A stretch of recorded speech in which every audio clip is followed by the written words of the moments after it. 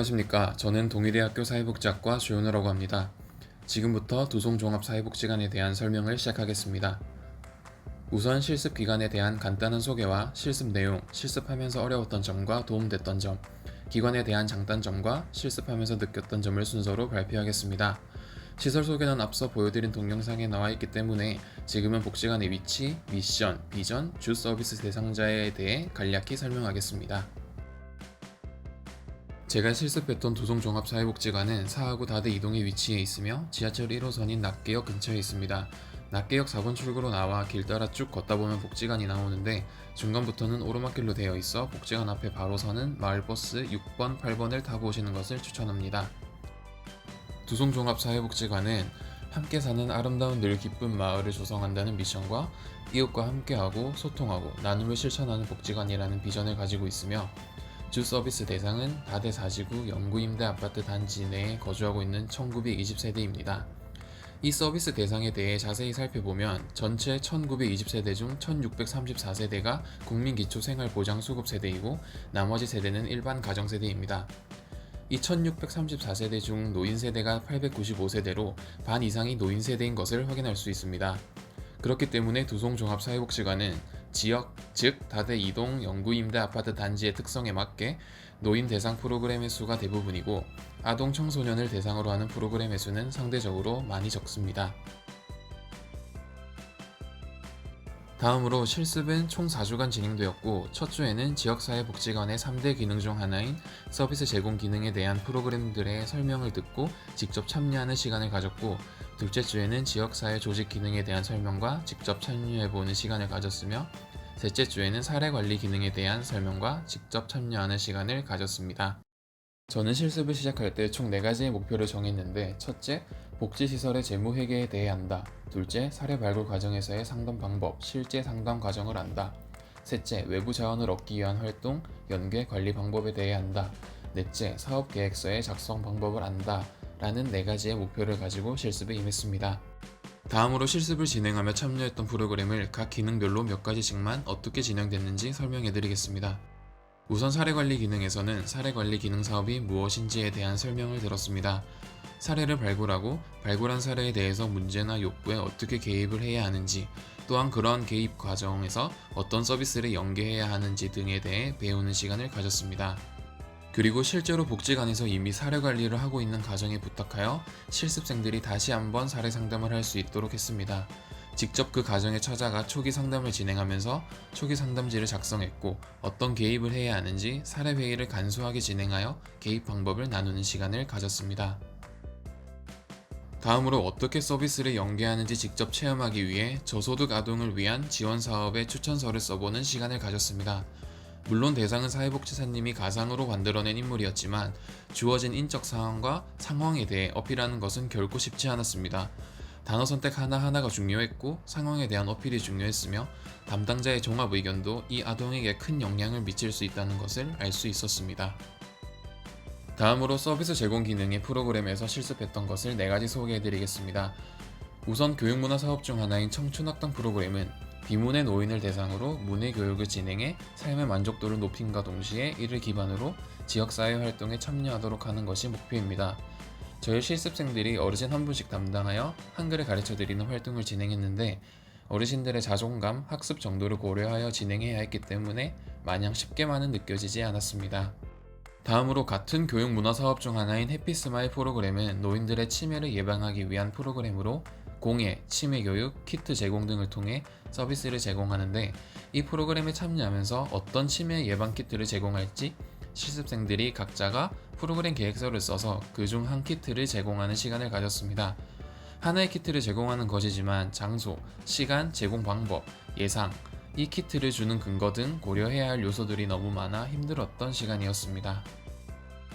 다음은 급식 서비스입니다. 코로나 이전에는 어르신들이 직접 경로식당에 찾아와 식사를 하셨지만 현재는 그럴 수 없기 때문에 대체식을 포장하여 직접 각 세대에 배달하는 형식으로 진행했습니다.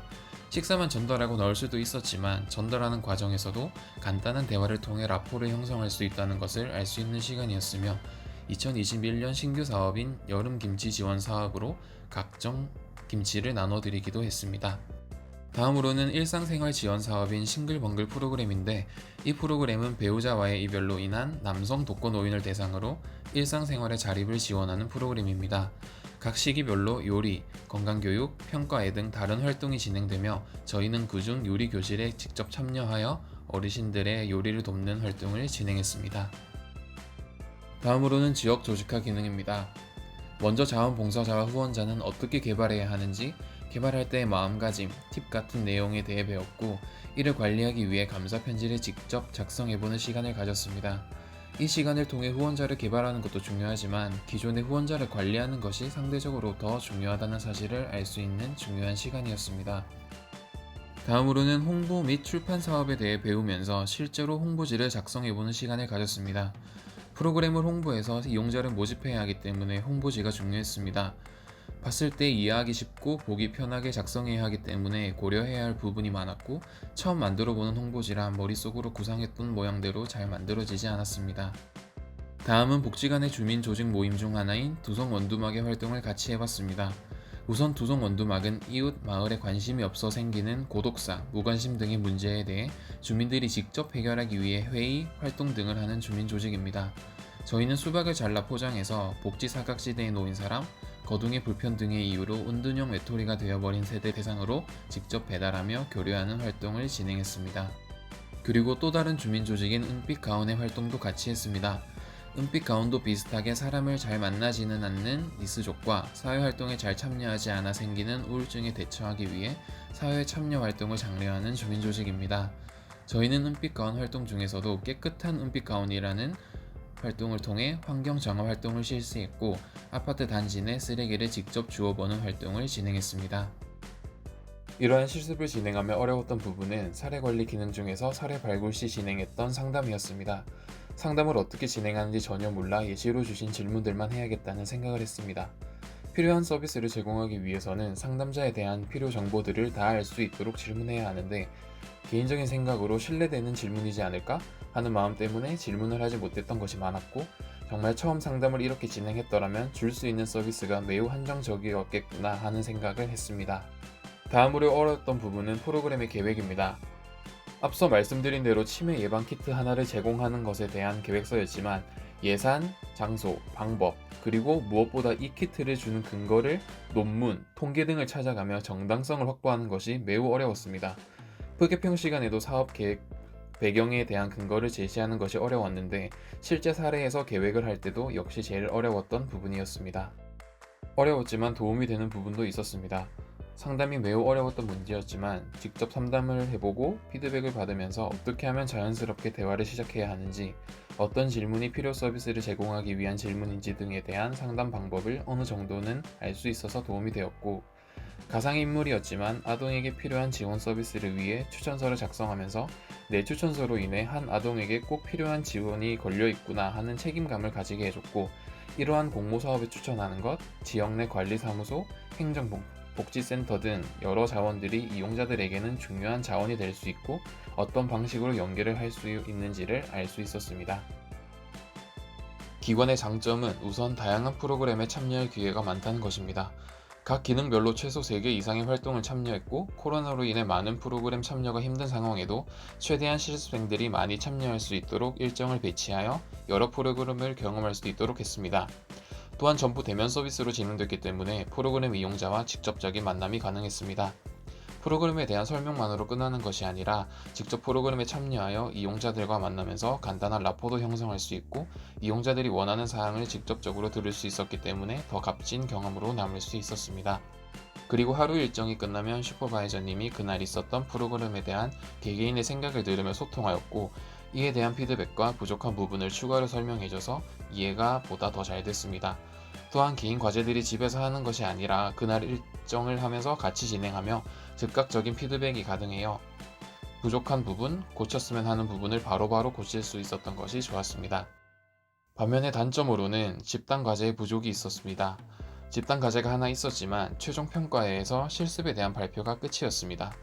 실습생들끼리 프로그램의 한 가지 정도 활동을 직접 기획해서 진행해보는 활동이나 지역조사 등 함께 할 수 있는 집단 과제가 있었다면 서로 더 도움을 주며 해결할 수 있는 활동이 될 수 있지 않았나 싶어 단점으로 생각했고, 앞서 말한 바와 같이 지역 특성상 노인 세대가 많기 때문에 거의 노인을 대상으로 하는 프로그램이 다수였습니다.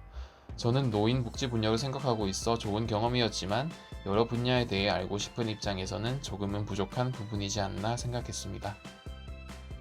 실습을 하면서 느낀 점은 어떤 분야로 나아가야 할지 고민하고 있었는데 실습을 통해 노인복지라는 분야로 좀 더 선택할 수 있었고 직접 이용자를 만나 서비스를 제공하면서 복지가 정말 필요한 분들이 많다는 것을 느꼈습니다. 또한 직접 대면하며 서비스를 제공하기 때문에 사회복지사의 역량이 충분해야 서비스도 충분히 제공할 수 있다는 것을 알 수 있었습니다. 또한 두송종합사회복지관은 지역의 상황에 맞는 적절한 프로그램을 제공하여 이용자들의 문제, 욕구에 대해 적절히 대응하고 있다고 생각했고 이용자들과의 라포를 충분히 형성하여 서비스를 제공할 때 보다 효과적으로 제공하고 있어 보고 배울 점이 많다고 느꼈습니다. 이상으로 두송종합사회복지관 실습에 대한 발표를 마치겠습니다. 감사합니다.